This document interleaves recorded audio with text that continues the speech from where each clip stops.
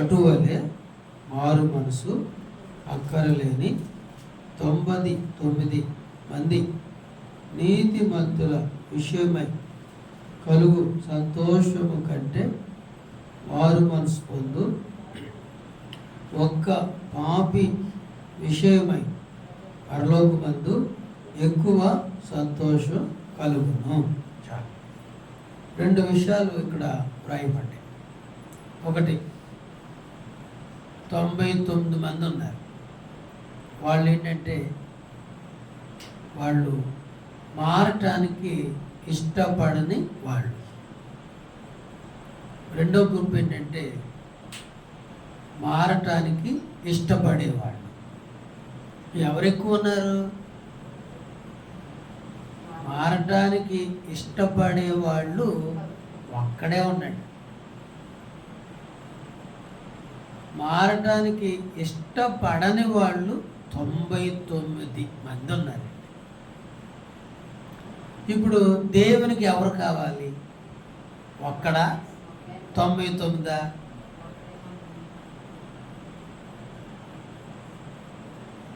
మారే వ్యక్తే దేవునికి కావాలి. ఒక్కడైనా, 99 అయినా, 50 అయినా, 20 అయినా, 30 అయినా, దేవుడు ఎవరికి కావాలంటే మారే వ్యక్తి దేవునికి కావాలి. మారే వ్యక్తి వలన దేవుడు సంతోషపడతాడు. మారని వ్యక్తుల వలన దేవునికి సంతోషం లేదు. అది మీరు కూడా ఏం కోరుకోవాలి?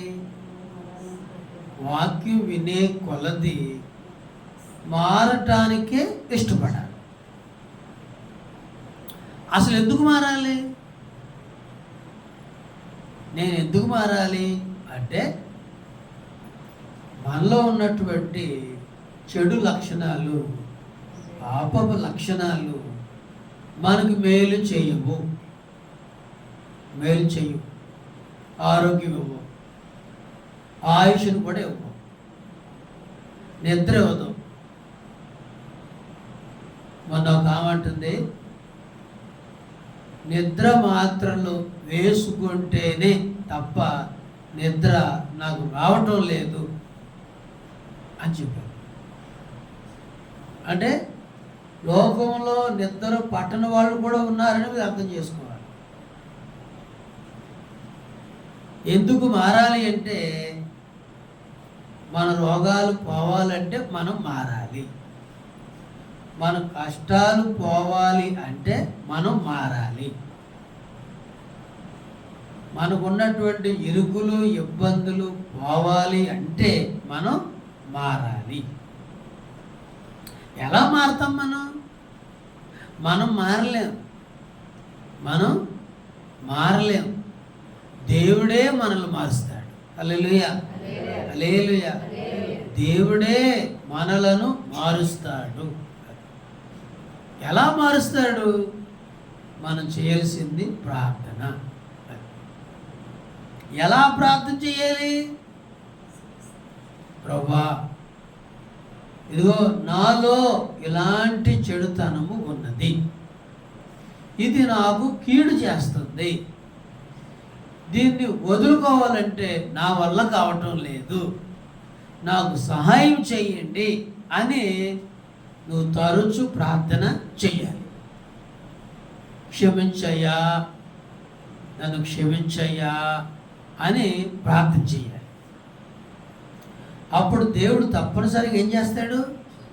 క్షమిస్తాడు. నీ దగ్గర ఉన్నటువంటి ఆ చెడు నుండి విడిపిస్తాడు.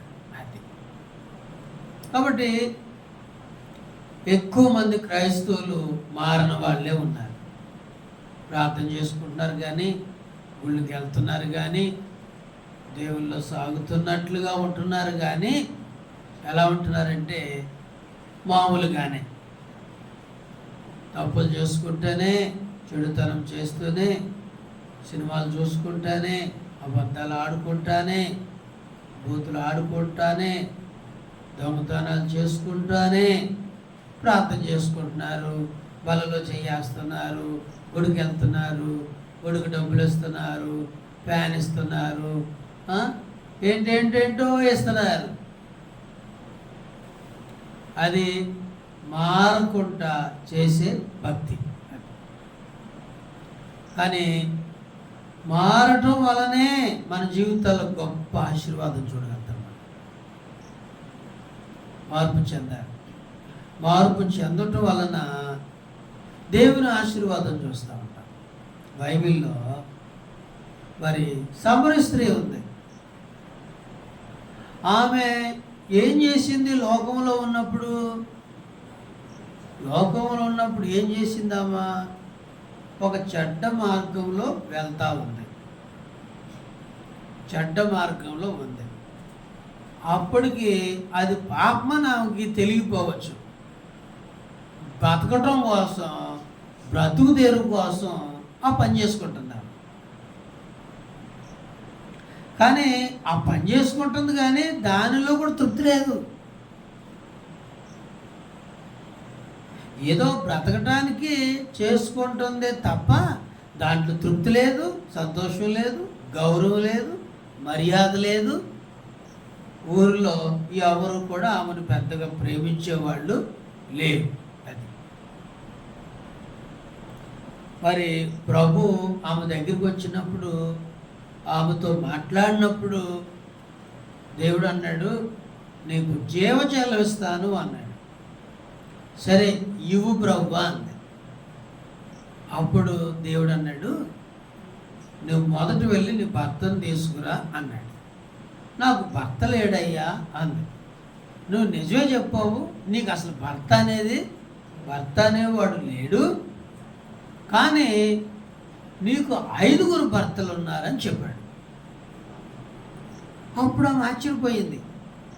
ఏంటి, నాకు భర్త లేడు అన్నాడు, నిజమే, నాకు అసలు భర్త లేడు, మరి నీకు 5 భర్తలు ఉన్నారు అన్నాడు, మరి ఇది ఎలా చెప్పాడు అని ఆమె గ్రహించుకుంది.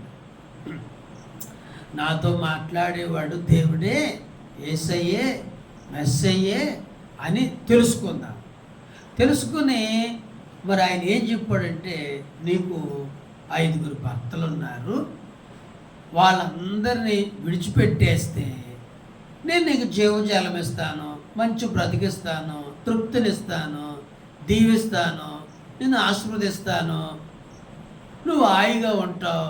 మరి విడిచిపెట్టేయగలవా? నువ్వు విడిచిపెడతాకి నేను సహాయం చేస్తా. నువ్వు విడిచిపెడతాకి నేను నీకు సహాయం చేస్తా. నీ మనసును మార్చేస్తా, నీ హృదయాన్ని కూడా మార్చేస్తా, నీ ఆలోచన కూడా మార్చేస్తా. కానీ నీకు మారడానికి ఇష్టం ఉండాలిగా. అప్పుడు ఎలా ఉందంటే, అయ్యా బ్రతుకుతున్నానయ్యా చెడుతనంలో, కానీ సంతోషం లేదు కదా, దాంట్లో ఆనందం లేదు కదా, బాధే కదా, గౌరవం ఎక్కడ ఉందయ్యా దాంట్లో, మా ఊరిలో నన్ను చులకనగా చూస్తున్నారు కదా, నాకు గౌరవం లేదు, మర్యాద లేదు కదా. నువ్వు మారుతానంటే నేను మారిపోతాను, నువ్వు నాకు మంచి బ్రతికిస్తానంటే నేను మారిపోతాను, నాకు ఇష్టమే అని ఆమె ఇష్టపడి చెప్పింది. అందుకు యేసయ్య ఆమెని మార్చిపడేశాడు. హల్లెలూయా, హల్లెలూయా. ఇది మార్పు అంటే ఆడవాళ్ళే కానీ మగవాళ్ళే కానీ ఎలా ఉంటున్నారు లోకంలో? భర్తలు, అసలు సమరయ స్త్రీకి భర్త లేడు కదా, కానీ ఇప్పుడు భర్తలు ఉంటున్నారు, కానీ ఏం చేస్తున్నారు? ఇంకో భర్త, ఇంకో భర్త, ఇంకో భర్త, ఇంకో భర్త, అనేక భర్తల్ని ఆశ్రయిస్తూ డబ్బులు సంపాదించుకున్న వాళ్ళు కొంతమంది, ఏదో పాపం కోసం ప్రాగులాడే వాళ్ళు కొంతమంది ఉంటున్నారు. ఇప్పుడు మరి అలాంటి చెడు జీవితము వలన నీకు ఆరోగ్యం వచ్చిద్దా? నీకేం దీవెన వచ్చిద్దా? ఇంట్లో తెలిస్తే భర్తకి తిరణమేగా, శరణమేగా, గొడవలేనా? ఈ గొడవలు ఎక్కువైతే మరణమేగా. భర్త భార్య చనిపోతారుగా. ఎన్ని సమస్యలు తెస్తుంది. అందుకే మారాలని దేవుని వాక్యం చెప్తుంది. అది మారాలి. హృదయంలో పాపం పెట్టుకుని ఎంత భక్తి చేసినా ఈ పాపం నిన్ను ఎక్కడో చోట ఏం చేస్తే పడేస్తుంది. అమ్మో ఏమా ఎంత భక్తి చేసింది కదా, మరి ఇలాంటి పాడు పని చేసింది ఏంటి, ఇలాగైపోయింది ఏంటి అని ఊరోళ్ళందరూ అనుకుంటారు.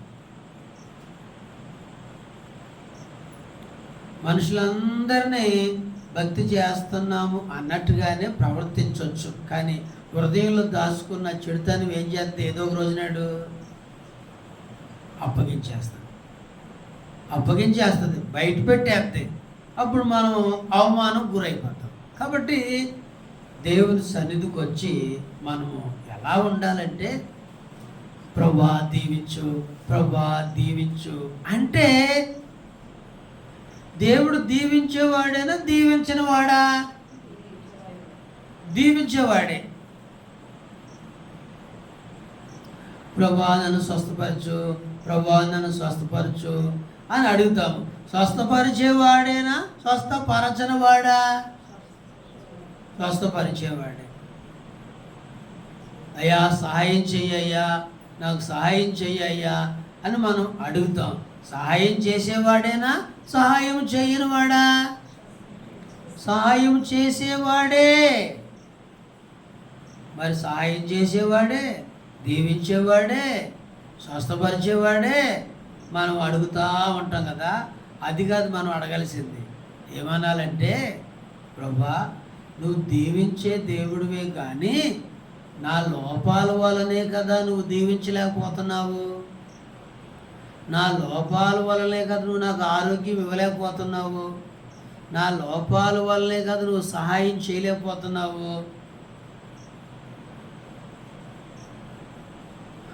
మన లోపమే, మన యొక్క దోషమే దేవునికి మనకేంటి అడ్డు. ఇప్పుడు మన హృదయంలో అడ్డు పెట్టుకుని దీవించయ్యా దీవించయ్యా దీవించే అడుగుతూ ఉన్నాం అనుకోండి, దేవుడు ఏమంటాడు అంత? నేను నన్ను దీవించాలనే చూస్తున్నా, కానీ నీ దగ్గర ఏముంచుకున్నా? చెడు ఉంచుకున్నా. మరి నేను ఎలా దీవించాలి? నువ్వు మారిపో, నేను దీవిస్తాను. మనిషి ఏమంటాడంటే నేను మారను, నన్ను దీవించాను. ఇట్లా ఏమవుతుంది? సంవత్సరాలు గడిచిపోతానే ఉంటున్నాయి. వయసు అయిపోయి జీవితం అయిపోయి ప్రాణం కూడా పోతూ ఉంటుంది. అందుకని దేవుని దగ్గర ఏం చేయాలి? ప్రభువా నా లోపం ఏంటో నువ్వు చెప్పయ్యా, నా చెడేంటో చెప్పయ్యా, నేను ఒప్పుకుంటానయ్యా, నేను క్షమాపణ అడుగుతానయ్యా, నన్ను క్షమించయ్యా, నన్ను రక్షించు, అప్పుడు దీవించు అని ప్రార్థన చేసుకోవాలి దేవుని సన్నిధిలో. అందుకనే లూకా సువార్తలో 18వ అధ్యాయంలో 2 వ్యక్తులు దేవాలయంకి వచ్చి ప్రార్థన చేస్తూ ఉన్నారు. ఏమని ప్రార్థన చేశారు వాళ్ళు చూడండి. లూకా సువార్త 18వ అధ్యాయము 2 వ్యక్తులు ప్రార్థన చేయడానికి వచ్చారు. 18:10 ప్రార్థన చేయుటకై 2 మనుషులు దేవాలయంకు వెళ్ళి, వారిలో ఒకడు పరిసయ్యుడు, ఒకడు సుంకరి. పరిసయ్యుడు సుంకరి. పరిసయ్యుడు ఏమని ప్రార్థన చేస్తున్నాడు? నేను గొప్ప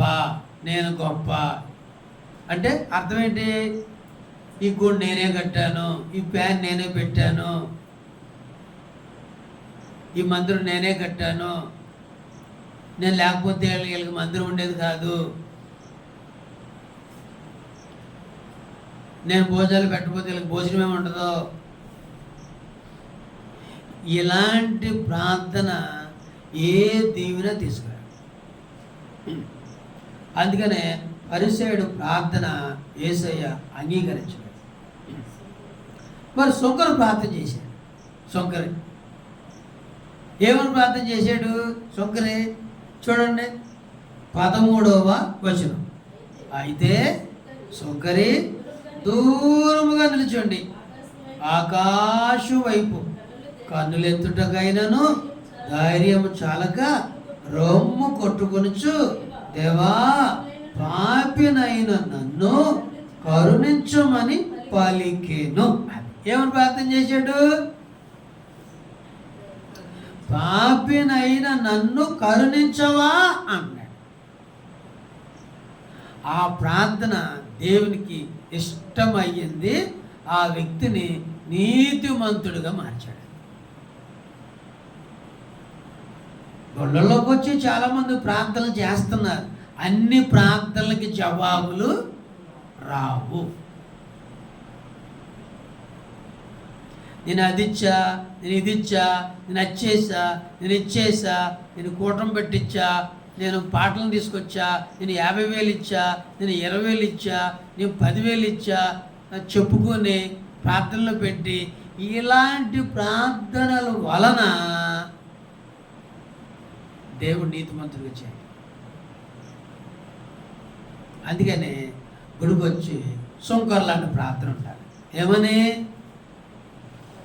ప్రభువా, నేను రోజు సినిమాలు చూస్తున్నాను అయ్యా, అయ్యా నన్ను క్షమించవా, క్షమించయ్యా, నాకు విడుదల పొందాలని ఉందయ్యా, మరి నన్ను విడిపించవా నాయనా. అయ్యా నాకు నోరు తెరిస్తే బూతు మాటలు వచ్చేస్తున్నాను ఆయన, అయ్యా మరి నా బూతు మాటలు నుండి విడిపించవా, నన్ను మార్చవా, నన్ను క్షమించవా. అయ్యా నాటుకులంటే పిచ్చయ్యా, మానలేకపోతున్నానయ్యా, మానిపించయ్యా, క్షమించయ్యా, విడిపించయ్యా. ఇలా ప్రార్థన చేస్తామా? మన ప్రార్థనలు ఇవన్నీ వస్తాయా? అయ్యా ఈరోజు మా ఆయనకి అన్నం పెట్టలేదయ్యా, ప్రార్థనకు వచ్చి కూర్చున్నానయ్యా, ఇది ఎక్కడ పాపమయ్యా, క్షమించువా నన్ను.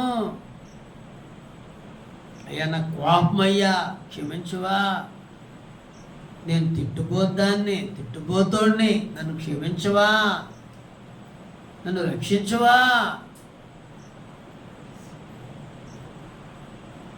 మా ఆయన మంచినీళ్ళు ఇవ్వమంటే ఇవ్వనయ్యా, గర్విష్ఠుదాన్నయ్యా, ఎంత గర్వనయ్యా నాకు. అసలు ఇలాంటి ప్రార్థనలు చేస్తారా? హల్లెలూయా స్తోత్రం అని ఇలా అరవమంటూ అరిసి కేకలేస్తున్నారు స్టేజ్ల మీద. వాటికి ఉపయోగం లేదు. దేవా నేను పాపంలో ఉన్నాను అని రోజు మన జీవితాలు జీవిస్తూ ఉంటాం కదా, మనకు తెలిసిపోతాయి కదా. తెలుస్తాయి తెలివా? తెలిసిపోతాయి. చూడండి ఇక్కడ సామెతలు 28వ అధ్యాయము 10వ వచనం చూడండి. 28:10 సామెతలు 28:10 చాలా మంచి మాట ఇది, మనకు బాగా తెలిసిన వాక్యమే. 28:13 సామెతలు చూడండి.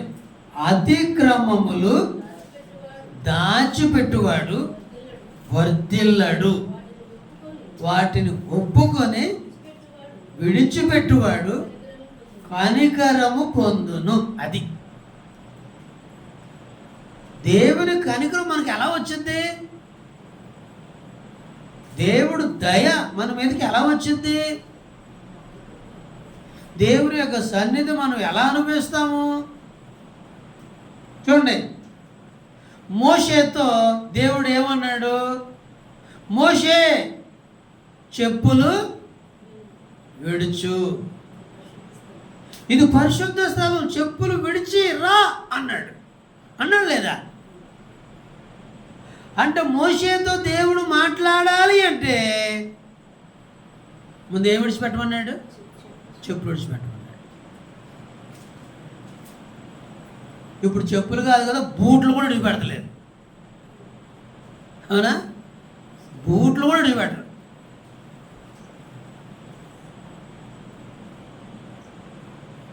అందుకే దేవుడు వాళ్ళతో మాట్లాడటం. కాబట్టి ఇక్కడ ఏం చదువుకున్నాం?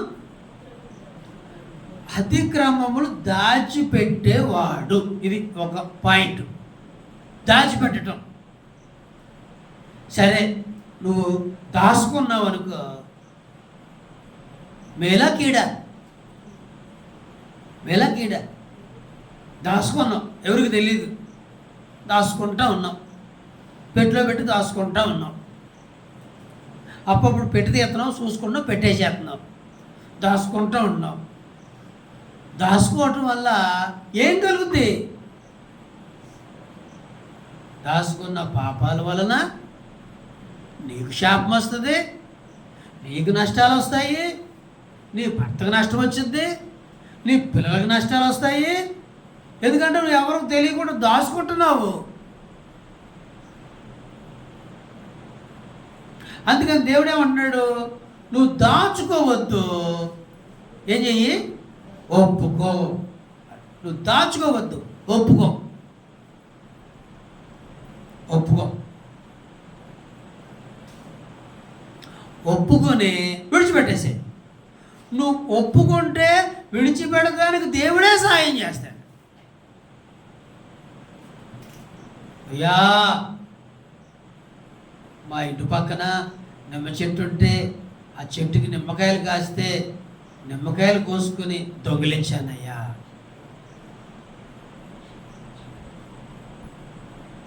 ఏం చేయాలి? ఇప్పుడు మనం మనుషులమా కోతులమా? మనుషులమే కదా. ఏం చేస్తుంటాం? మనం ఏం చేస్తుంటాం? మనకు ఆశలు, కోరికలు ఉంటాయి కదా, ఉంటాయా? కాబట్టి మన కంటికి ఏదైనా కనపడ్డాను కూడా ఏం చేద్దాం? పాప స్వభావం బయటకు వచ్చేద్ది.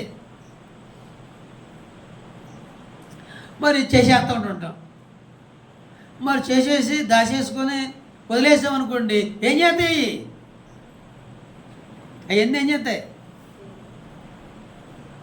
సీకేసిన టెంకాయలు, ఇప్పుడు తాటికాయ బాగా సీకేసాం, ఆ టెంకాయ పడేసాం, వర్షాకాలంలో ఏమొచ్చింది? మొక్క వచ్చేద్దాయి. వచ్చిందా రాదా? మామిడికాయలు బాగా తినేసి సీకేసాం, ఆ టెంకాయలు అక్కడ పడేసాం, వర్షాకాలం ఏమొచ్చేద్ది? మామిడికాయ మొక్క వచ్చిందా? వచ్చేద్ది. మరి మనం ఆడే అబద్ధం మొక్క రాదా? మనం దొంగిలించామే, నిమ్మకాయలు దొంగిలించామే, మరి ఆ విత్తనం మొక్క రాదా? వచ్చింది.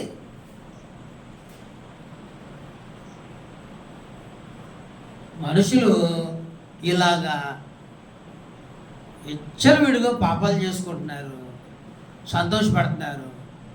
ఫలితాలు వచ్చేసరికి ఎడుతున్నారు. నాకు పిల్లలు పుట్టట్లేదు, ఎడుతున్నారు. నాకు కడుపులో నొప్పి, ఎడుతున్నారు. నా భర్త నాకు విడాకులు ఇచ్చేసాడు, ఎడుతున్నారు. మధ్యలో నా భర్త చచ్చిపోయాడు, అయ్యో నా బతికెలాగా అయిపోయింది, ఏడుతున్నారు.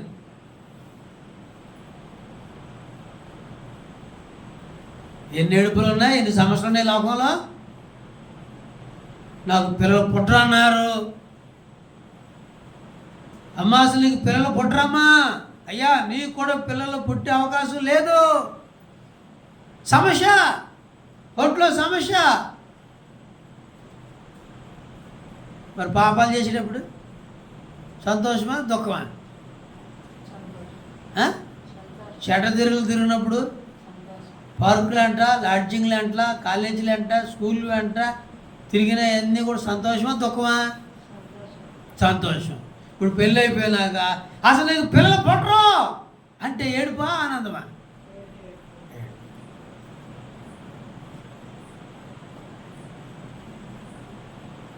కాబట్టి మా కోళ్ళు వెళ్ళిపోయింది, ఏడుపు ఏడుపు. మా కోళ్ళు రానంటుంది, ఏడుపు. మా నా కొడుకు సంగతి ఏంటి, వీడు ఏమైపోతాడు, వీడి పరిస్థితి ఎట్లాగా,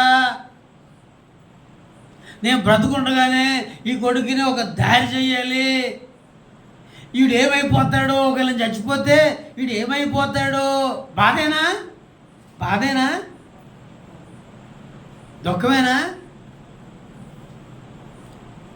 మనుషులు ఎలా ఉన్నారంటే ప్రార్థనకి వెళ్తున్నారు వస్తున్నారు, ప్రార్థనకి వెళ్తున్నారు వస్తున్నారు తప్ప సమస్యలు తీరడం కనపడతలేదు. సమస్య ఎలా తీరద్దంటే దేవుని దగ్గరికి వచ్చినా, మందిరాన్ని దగ్గరికి వచ్చినా నువ్వేం చేయాలంటే, ప్రభువా ఇదిగో మా కోడలు వెళ్ళిపోయింది, మేమేం పాపాలు చేసాం, నా కొడుకు ఏం పాపాలు చేశాడు, మా ఆయన ఏ పాపాలు చేశాడు, ప్రభువా దేవుని సన్నిధిలో పడి ఏడవాలి. అయ్యా అది ఉన్నప్పుడు దాన్ని కొట్టానయ్యా నేను, ఒప్పుకోవాలి. కోడలున్నప్పుడు తిట్టానయ్యా, ఒప్పుకోవాలి. అయ్యా నా కొడుకు దాన్ని ఏం చేశాడు, కొట్టాడయ్యా, ఒప్పుకోవాలి. ఊరక వెళ్ళిపోద్దా? ఊరక వెళ్ళిపోద్దా? చెప్పు, ఊరక వెళ్ళిపోద్దా? నువ్వు బాగా చూసుకుంటే ఎందుకు వెళ్తుంది? చెప్పు, బాగా చూసుకుంటే ఎందుకు వెళ్తుంది? కాబట్టి ఆడవాళ్ళు కేసులు ఏం పెడుతున్నారంటే మా అత్త టార్చర్ పెడుతుంది. అయ్యా మా అత్త మా ఆయన కలిసి ఇద్దరు ఏకమయ్యి నన్ను చంపాలని చూస్తున్నారు, ఇద్దరు కలిసి. నేను భయం వేసి వెళ్ళిపోయాను, బెదిరించారు నన్ను.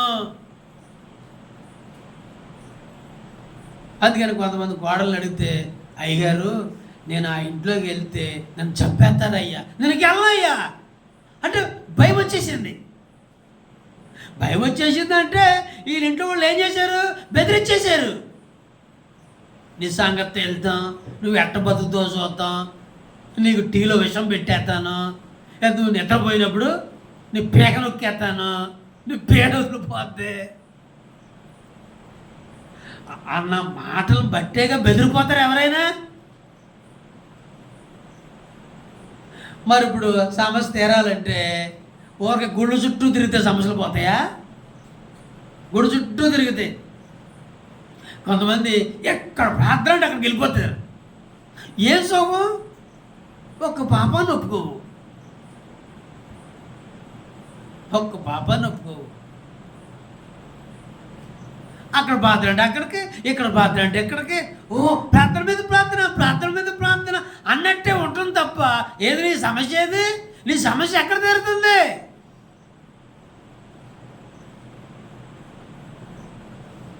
అక్కడ పాత్ర అంటే అక్కడికి వెళ్ళి బూతులు వస్తున్నాం, ఇక్కడ పాత్ర అంటే ఎక్కడికి వెళ్ళి పులిహోర తెచ్చుకుంటాం, అక్కడ పాత్ర అంటే కేక్ తెచ్చుకుంటాం, ఇక్కడ పాత్ర అంటే బిర్యానీ తెచ్చుకుంటాం. పాపం ఒప్పుకుంటావా? అందుకనే సమస్యలు తీరు. మరి మీకు ఎందుకు ఈ విషయాలు చెప్పేది? మీకు నిజాలు చెప్తున్నా, సత్యాలు చెప్తున్నా. కాబట్టి అత్తగారు దేవుని సందులో కూర్చొని, అయ్యా నా వల్లేనయ్యా ఆ అమ్మాయి వెళ్ళిపోయింది, నా కొడుకు వల్లేనయ్యా వెళ్ళిపోయింది, మేము కూడా తిట్టామయ్యా, కొట్టామయ్యా, బెదిరించామయ్యా, భయపెట్టామయ్యా, బాధ పెట్టామయ్యా, ఆ పిల్ల కూడా తిక్కలే, కానీ మేము కూడా ఏం చేసాము, మేము కూడా తప్పులు చేసామయ్యా, ఆ అమ్మాయి మీద లేనిపోయిన నిందలేసామయ్యా, బాధ కలిగించే మాటలు రోజు అన్నామయ్యా, ఆమెనే క్షమించయ్యా క్షమించయ్యా అని అత్తగారు దేవుని సందులో కూర్చొని పశ్చాత్తాపడి ఒప్పుకొని సరి చేసుకుని యేసే రక్తంలో కడుక్కుంటూ ఉంటే దేవుడు కార్యం చేయడా? చేస్తాడు. కానీ అత్తలు వచ్చి పశ్చాత్తాపడతారా? పడతారా? పడరు. ప్రార్థన చేస్తారా? తిరుగుతారు.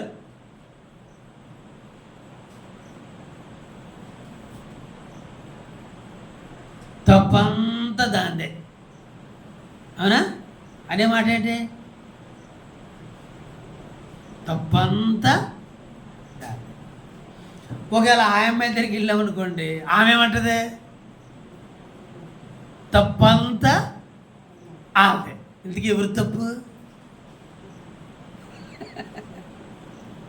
ఇంతకీ ఎవరు తప్పు? ఆమె దగ్గరికి వెళ్తే వాళ్ళు అంటారు, వీళ్ళ దగ్గరికి వెళ్తే ఏమంటారు? మరి ఎవరు తప్పులు చేసింది? మీ ఇద్దరు విడిపోవటానికి ఎవరు తప్పులు చేశారు? పక్కోళ్ళ? మీ ఇద్దరు ఏం చేసుకోలేదా? కాబట్టి ఆడలు కూడా, కోడల్స్ కూడా ఏం చేసుకోవాలంటే, అయ్యా నా భర్త నన్ను బాగా చూసుకోవటం లేదు, నా పాపాలే కదా కారణం, నేను ఇలాంటి పనులు చేస్తుంటే ఆయన చూశాడు, చూడటం ఆయన మనసు ఇరిగిపోయింది, నాతో మాట్లాడట్లేదు, నన్ను చూడట్లేదు, నన్ను పట్టించుకోవట్లేదు, ఏదో బతుకుతున్నామని పేరు కానీ నేను ఏమి చేయట్లేదు, ఇది నా ప్రవర్తనే కదా, నన్ను క్షమించవా నువ్వు. దాచిపెట్టుకుందామా ఒప్పుకుందామా? దాచిపెట్టుకుందాం ఒప్పుకుందామా? ఒప్పుకోకుండా దాచిపెట్టుకుని రకరకాల రోగాలతో వస్తున్నారు మనిషి. దాచుకుని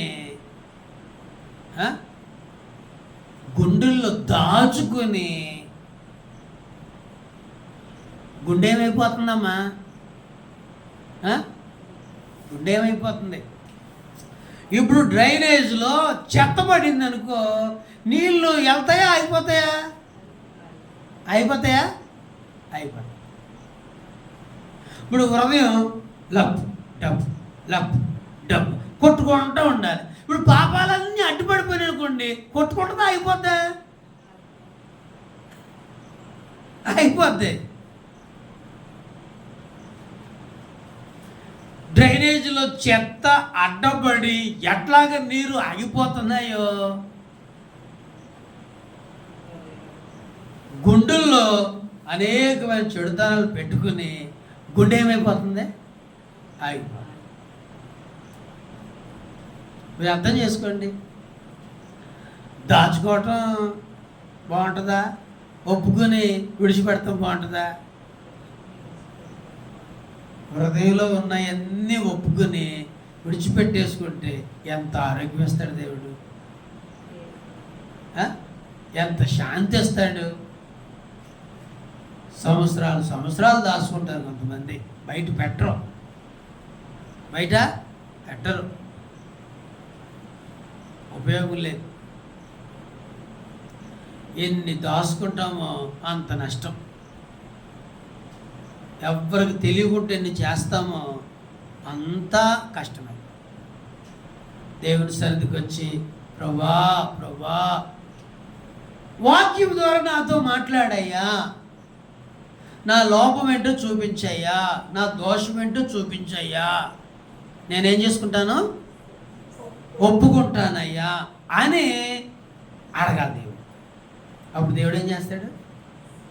అనేకమైన విషయాలు నీకు చూపిస్తాడు, మర్చిపోయిన చూపిస్తాడు. వయసులో ఉన్నవి, పెళ్ళి కానప్పుడు, పెళ్ళి అయిన తర్వాత, యవ్వన కాలంలో ఉన్నప్పుడు, చిన్న పిల్లవాడుగా ఉన్నప్పుడు, నీ ఊహ వచ్చిన దగ్గర నుంచి అన్ని జ్ఞాపకం చేస్తాడు, ఒప్పిస్తాడు, నిన్ను కడిగేస్తాడు, నిన్ను దీవెనకరంగా మార్చేస్తాడు. అందుకనే ప్రార్థన చేయమంటే ఏం చేయాలి? మనం పరిచయలా చేయాలా, సుంకర్లా చేయాలా? సుంకర్లా. ప్రభా, నేను యోగ్యుణ్ణి కాదయ్యా, నీ సన్నిధిలో ఉంటాను కూడా యోగ్యుని కాదయ్య. ఎంతో భయంకరంగా తిరిగింది అది నేను, కానీ నీ కృప ద్వారా గుళ్ళో కూర్చున్నానయ్యా. యోగ్యులు కాకపోయినా పిలిచావయ్యా, రక్షణ ఇచ్చావయ్యా అని. హల్లెలూయా, హల్లెలూయా. రక్షణ అంటే ఏంటి? రక్షణ అంటే మన జీవితంలో, మన హృదయంలో ఉన్న చెడుతనం మీద జయం రావటం. ఇదే అంటే ఒక్కొక్కటి ఒక్కొక్కటి ఒక్కొక్కటి ఒక్కొక్కటి ఒక్కొక్కటి ఒక్కొక్కటి మనలో ఉన్నవన్నీ కూడా ఏమైపోవాలి?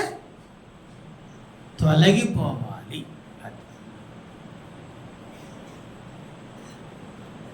మారిన జీవితం దుఃఖంగా ఉంటుంది, మారిన జీవితాలు సంతోషంగా మారిపోతారండి.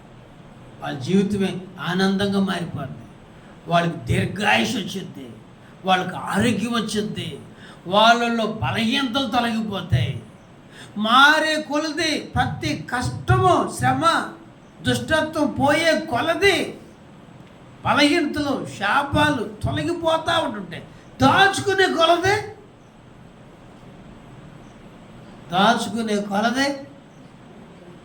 రోగమే, దాచే కొలది రోగమే. అందుకని దేవుని సన్నిధికి వచ్చి చక్కగా కూర్చుని, ప్రభా నన్ను క్షమించాయ్యా. సిగ్గుపడకూడదు, భయపడకూడదు. నువ్వు క్షమించబడ్డావనుకో నీకు ఎంత ఆశీర్వాదం, నువ్వు రక్షించబడ్డావనుకో నీకు ఎంత ఆశీర్వాదం. ఆ దోషం పోద్ది, ఆ పాపం పోద్ది, దాంతో మొత్తం పోయి ఒక కొత్త వ్యక్తిగా నువ్వు జీవిస్తావు. ప్రార్థన చేసుకుంటావు, మోకరించి కళ్ళు మూసుకుని దేవుని సన్నిధిలో ఇప్పుడు ప్రార్థన చేద్దాం. ఇందాక ప్రార్థన చేయని వాళ్ళు ఇప్పుడు ప్రార్థన చేయండి.